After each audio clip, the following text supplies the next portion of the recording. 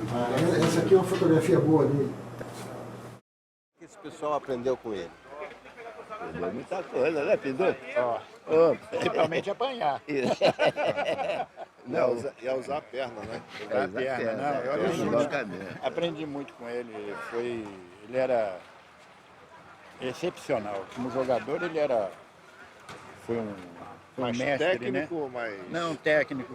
Ele era muito técnico. Né? E era muito forte, né? Ele juntou a técnica com a força. Ele sempre passou uma pessoa assim, sempre muito assim, afável, mas também tinha aquelas viradas de educação europeia, né? Tudo era muito ríspido na hora do comando, né? Então aí me remete muito às coisas que eu ouvia falar no passado, que dizia o seguinte, que ele ia para um treino, ele falava assim, todo treino é uma guerra.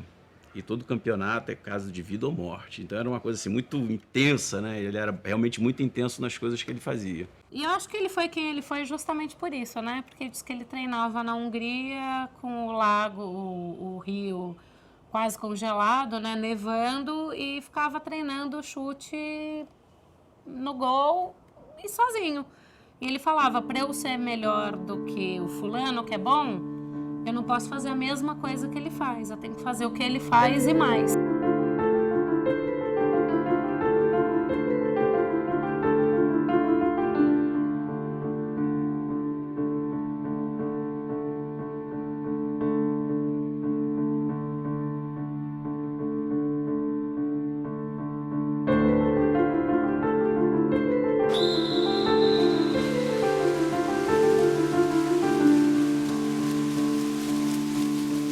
Ele era artilheiro. Ele fazia gol.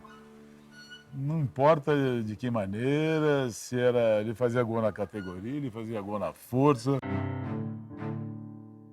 Ele tinha o chute mais forte do mundo.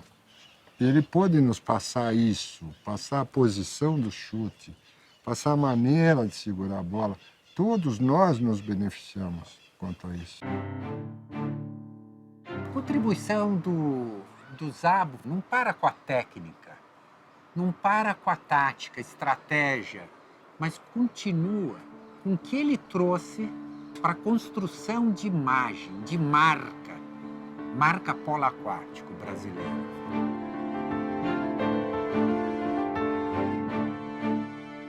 Aladar Szabo nasceu em 1933, na cidade de Eger, na fronteira da Hungria com a Romênia. O pai dele era militar e queria que ele fosse padre. A mãe sonhava que ele fosse um pianista. Mas o talento e a vocação de Szabo foram mais fortes e ele se dedicou inteiramente às piscinas. O Szabo era um fenômeno pelo seguinte, ele tinha uma explosão inata gigantesca, uma condição inata de explosão muito boa. E, desde os 11 anos de idade, ele foi levado de Eger, na fronteira da Romênia, onde ele nasceu, era uma cidadezinha, ele se destacou no waterpolo de lá, e aos 11 anos de idade foi levado para Budapeste. Então já virou profissional, aquele profissionalismo da cortina de ferro. Szabo era destemido e determinado. Treinava muito e enfrentava os jogadores mais velhos do Clube Vasas, de Budapeste.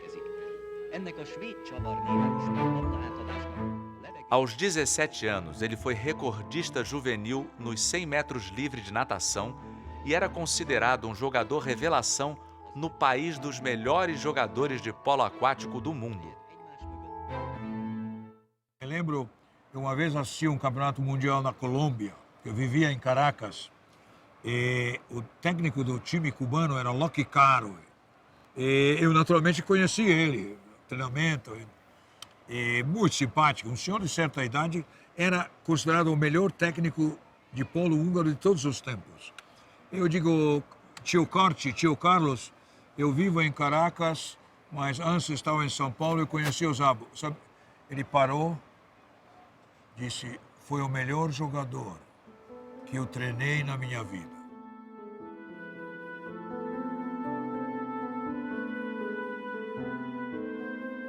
Ele gostava de correr de moto. E uma vez me parece que ele teve um acidente, porque parece que o pneu da moto estava careca, ele tinha que pegar o dinheiro com o pai para trocar o pneu, para poder correr e tal. E numa dessa ida de uma cidade para outra, parece que ele se acidentou. A história que eu ouvi, quer dizer, sempre história, né? Mas essa daí ele me confirmou pessoalmente, que foram as conversas que foi aquela minha identificação de eu e papai, né? Ele falando o seguinte, olha, quando eu tive esse acidente, realmente eu caí sobre a perna e tal, aí fiquei naquela iminência de ter que amputar a perna. E o pai dele no hospital falou assim, olha, ver meu filho sem perna é melhor que ele morra. Quer dizer, a racinha funciona dessa base, assim, né? Então, ele mesmo fez a recuperação, a fisioterapia dele, tarará, e voltou a treinar polo aquático. Essa é que é a grande saída de, vamos dizer, Zabo de mestre, né? Tipo, ele se recuperou e voltou, como não podia ser mais um nadador, aí realmente, oficialmente, um jogador de polo. Na primeira metade da década de 1950, Zabo integrou a seleção nacional e jogou ao lado de nomes consagrados do polo aquático. Akció, a legpompásabb magyar gól. Zádor úszik fel a labdával, középre vágja Gyarmatihoz, Gyarmati két olasz között, vissza újra Zádorhoz. Gyarmati üres, neki ad a labdát, úgy van, Gyarmati svédcsavar, és benn van a 7. Magyarország csapata, sportszerű baráti találkozón. Zabo estreou na seleção húngara aos 19 anos, nas Olimpíadas de Helsinki, em 1952. Depois jogou na Holanda, em 1953, e foi campeão europeu em Torino, na Itália, em 1954. Em 1955, o número 6 da seleção húngara disputou o torneio internacional de Budapeste.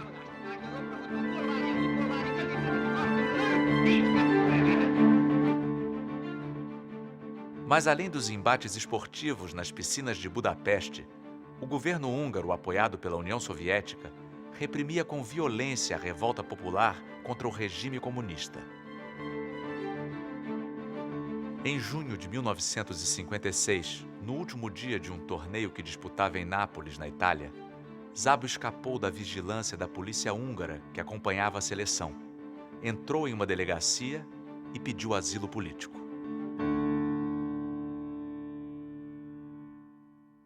E também a ânsia da liberdade.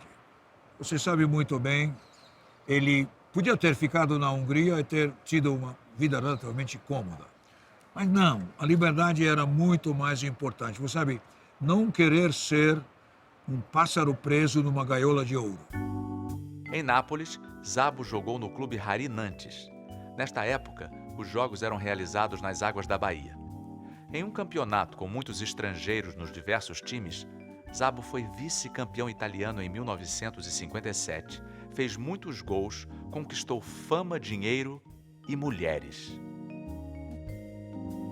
E lá ele se destacou muito, sendo realmente um star lá na Itália, né? Onde ele chegou até a namorar uma artista de cinema, a Silva Cochina, que viveu com ele 1 ano, né? Um homem de boa estampa, um homem alto, muito forte e famoso. É como se ele fosse um artista da Globo, não é isso? Então todo mundo quer, principalmente as mulheres, querem ficar perto do Zabo. E tem a impressão que ele conseguiu muitas coisas. Né? Em 1959, uma lei impedindo jogadores estrangeiros de continuarem a jogar nos clubes italianos e um acidente na estrada traçaram o destino do craque húngaro. A única coisa que eu sei é que ele, uma hora, parou o carro, foi tirar satisfação com o motorista do outro, e ali ele pegou e deu um soco e abriu a cara do cidadão. Quando foi ver, era um delegado de polícia de Nápoles. E isso, realmente, ele viu que a situação dele estaria meio complicada lá na Itália. Ele tinha um contato já anterior com o João Avelange, não pensou 2 vezes. E na vida dele sempre foi tudo muito assim. Até o casamento dele com a Isabela foi uma coisa assim. Ele estava numa festa, se conheceram e olhou para ele e falou: "Você quer casar comigo?" É porque, infelizmente, né, nem eu, nem o Átila, a gente teve esse contato muito intenso, né? Porque ele deixou a gente muito cedo. Mas eu acho que é isso mesmo, é uma alma cigana. Ele vai aonde tem que ir. Você sabe que você tem que ir ali e você vai. E aí depois o que você deixou para trás você vê. O que eu, assim, é ruim. Eu e consegui é bom. assim, Tem absorver um pouco do funcionamento dele no dia a dia e na forma das poucas coisas que a gente conversou e a gente trocou ideia.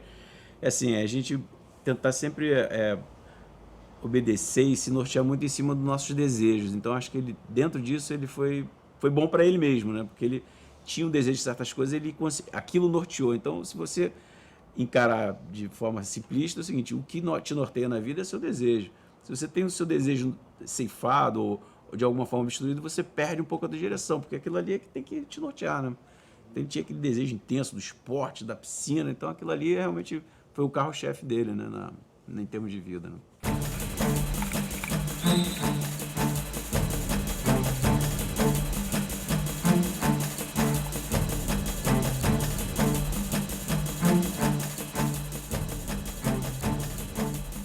Szabo chegou ao porto do Rio de Janeiro em 1959, a bordo do navio Conte Grande. Tanta roupa bonita, boa e cara. Aí chegou lá, é engraçado.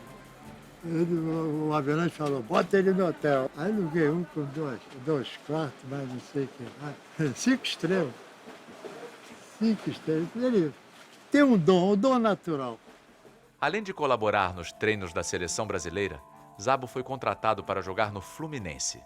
Foi o primeiro profissional de polo aquático do Brasil. E ele, em 2, 3 meses, já estava se comunicando conosco muito bem. Com sotaque, Osvaldo. Ele me chamava de Osvaldo. E com aquele sotaque, mas se comunicava muito bem. Então era uma convivência boa com todos nós. Ele tinha uma maneira, isso é uma coisa muito interessante, ele tinha uma maneira um pouco diferente do chute dele era muito forte, o arremesso dele era muito forte, e tinha uma técnica completamente diferente da nossa, que não é uma técnica comum, é uma técnica tipo particular dele. Ele se adaptou daquele jeito e criou uma porção de adeptos a isso. Eu via garotos do Guanabara, como Barriga, como Vargas, que chutavam muito parecido. Então isso criou uma escola com esse chute aqui no Brasil.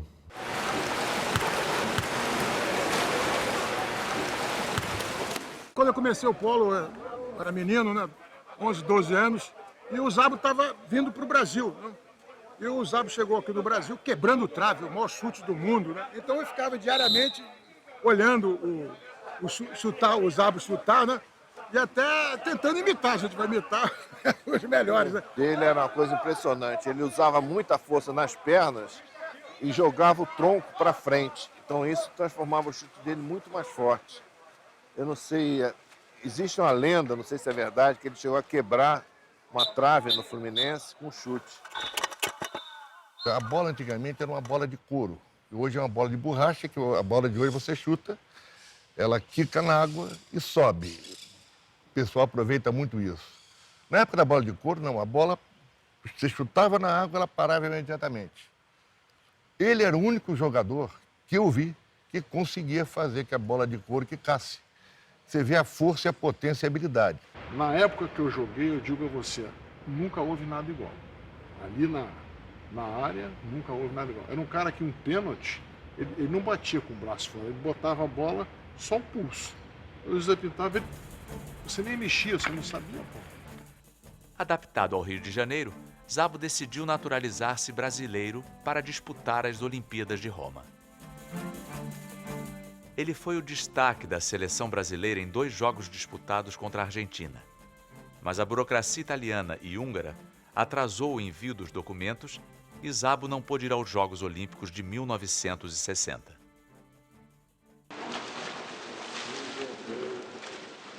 Isso aqui é um sul-americano de waterpolo que nós ganhamos em Antofagasta, no Chile.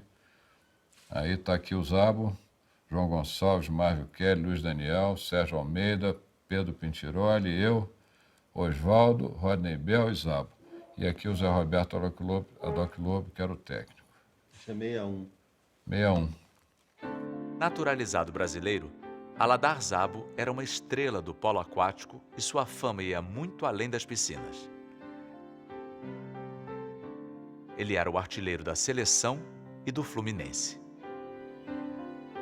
Em agosto de 1961, depois de mais de 2 anos jogando nas Laranjeiras, Zabo trocou o Fluminense pelo Botafogo. O Fluminense mordido, né? Porque o Fluminense passou a respeitar, lógico. Na verdade, o Zabo era meio time.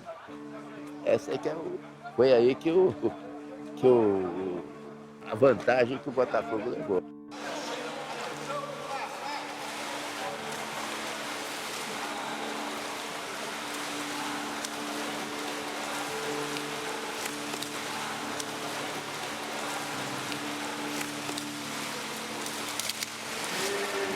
Reforçado por jogadores de São Paulo, o Botafogo decidiu o título do Torneio Aberto de 1961 em uma melhor de 3 partidas com o Fluminense. O tricolor foi o campeão, mas foi a vitória do Botafogo no segundo jogo que ficou marcada na história. Nesse jogo que eu fui o encarregado de marcar o Zabo, né? Esse jogo, no segundo jogo que nós perdemos, eu troquei de sunga 6 vezes. O Zabo, ele segurava o cara por debaixo d'água. Ele metia, vamos dizer que eu sou o Zabo, o senhor está me marcando. Ele pegava esta mão esquerda, segurava lá o calção dele e rodava por aqui. Compreende? Então não tinha como, porque essa jogada, ele era um cara fortíssimo, não tinha jeito.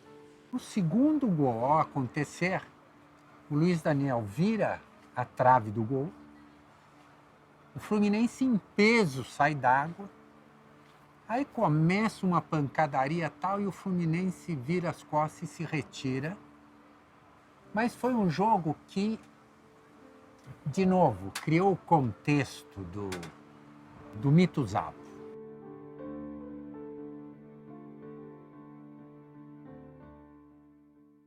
Aqui era quando eu sofri o acidente lá com o Zabo, eu afundei, foram me pegar no fundo da piscina. Tinha perdido 2 dentes e um pedaço do maxilar. No finalzinho do treino, o Wilton, que era o treinador, disse: primeiro gol termina o treino, isso é comum, né? Tá lá. Aí veio uma bola pro Zabo, eu fiz meio que corpo mole e fiquei um pouco para trás, ele deu uma inglesa. Ou ele me deu uma cotovelada que, se eu talvez estivesse em cima dele, bem grudado nele, como eu estaria se não fosse isso, se fosse um jogo, talvez não tivesse pego como pegou a ponta do cotovelo, talvez tivesse só aqui a parte de cima do braço, podia machucar um pouco, mas não fazer o estrago que fez, né? Era um bom jogador e eu me dava muito bem com ele, era meu amigo. Os primeiros jogadores de polo aquático também eram remadores. Então eles eram mais corpulentos, eles se valiam da força para tentar levar vantagem durante o jogo. E, com o passar dos anos, isso foi se tornando uma característica do esporte, foi passado para a mídia, para as pessoas que assistiam, e ele foi estigmatizado como violento, quando, na verdade, eu entendo como um esporte viril. Com a chegada do Zabo aqui, na verdade, ele acaba encarnando essa imagem por ser um indivíduo que tinha um porte físico privilegiado. Então, ele acabou se tornando um espelho para aquelas pessoas que viam no esporte uma possibilidade de usar a força física para levar vantagem. Zabo, entra Zabo es un remolcador, como dicen acá. No una lancha, no un pequeño bote, es una lancha. Desplaza agua con el mismo movimiento, ¿no? O sea, el cuerpo. Pero yo no lo he visto mal intencional. Lo poco que yo estuve jugando con él, sudamericano y todo que estuvo, panamericano, es juego europeo. Juego europeo. Tem que se livrar das porradas e tem que dar, tem que ter cara de mal e tudo mais. É isso, isso aí é a própria coisa do jogo. Mas desonesto ele não era, não.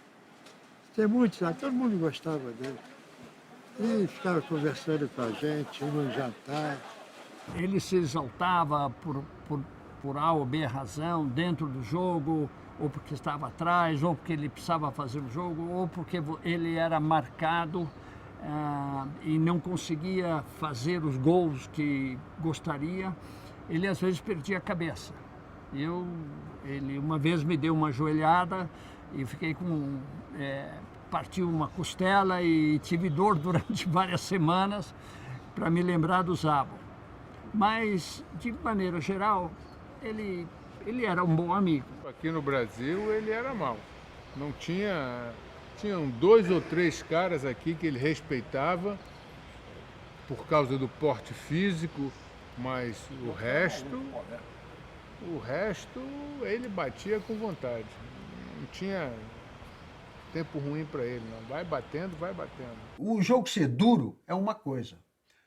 O indivíduo sempre muito forte, pesados, grandes e tudo mais, mas acaba que os movimentos são movimentos pesados e duros. Agora, deslealdade é outra coisa completamente diferente. Então eu digo muito, essa violência que falam é um pouco folclore. Ele na borda de Georgette dentro d'água, ele jogava a bola na mão de Georgette deixava a bola cair.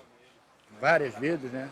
Ele segura a bula, e jogava a bola cair, ele agarrou a bola e buf, na cabeça de Georgette afundou. Georgette foi ao fundo, voltou. Quando o Georgette levantou a cabeça, ele segura a bula. A postura esportiva dele não permitia nem ele sorrir. Dentro d'água, ninguém chegava perto dele. Não havia maneira. Ele se concentrava de tal forma que, para ele desapilar o fígado, a gente se socava um e outro, só eu e ele, e vice-versa. Não para machucar, né? E ele dizia sempre, eu soco a você, filho de puta. Eu falava, eu soco a você, filho de puta. E aí, pá. Para dar uma desgastada, para não ter ansiedade de jogar. O Zabo jogava com uma vontade do gol, com uma ânsia de gol, que o levava a uma vibração de diapasão diferente dos demais jogadores. E isso facilmente poderia tomar o rumo de uma agressividade exacerbada, como muitas vezes aconteceu. Mas ele estava buscando o gol.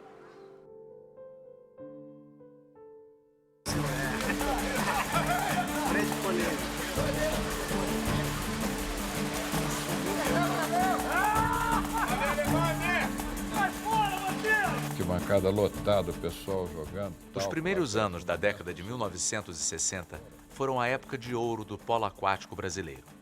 Campeonatos da primeira e segunda divisão e escolinhas em diversos clubes aproveitavam a popularidade de Zabo e abriam novas perspectivas para o polo aquático brasileiro. O Zabo trouxe em cima disso uma imagem muito forte do polo aquático. Mídia precisa de show. Mídia traz público. E público pede ídolos. Zabo era um ídolo.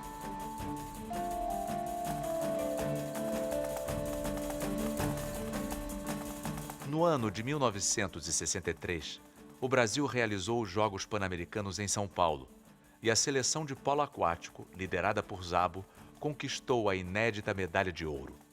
A única vez que eu vi concentrar um treinamento num só local, tanto é que os 4 jogadores do Rio vieram morar em São Paulo. Alugou-se uma casa próxima a Pinheiros e nós treinávamos aqui no Pinheiros, com o pessoal do Rio, treinamos há quase uns 8 meses juntos, né?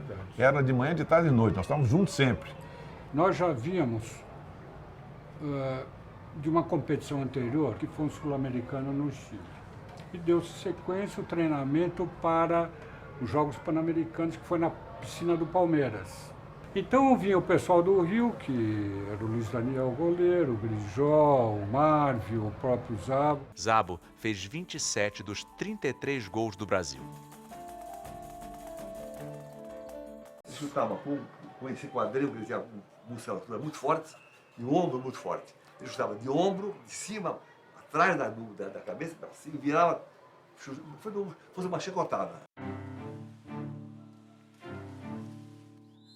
Ele, como atacante ou como defesa, ele queria aquela área só para ele. Então, quem estava do lado sofria as consequências dessa expansão que ele precisava para atuar. Claudino foi um líder nato e todos respeitavam muito ele, até o Zabo. Ficava até de madrugada conversando com o Claudino. Porque o Claudino fumava, ele também fumava.